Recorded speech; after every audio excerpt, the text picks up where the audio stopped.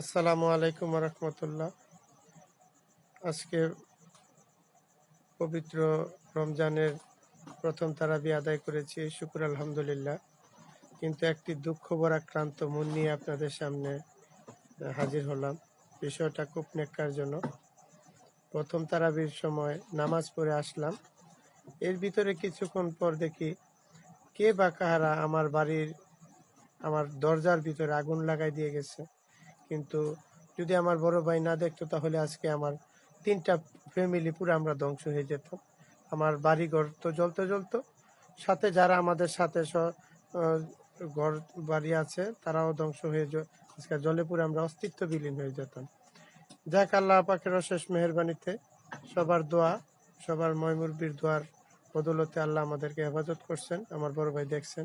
এই জন্য মহান আল্লাহ পাকের দরবারে শুকর আলহামদুলিল্লাহ।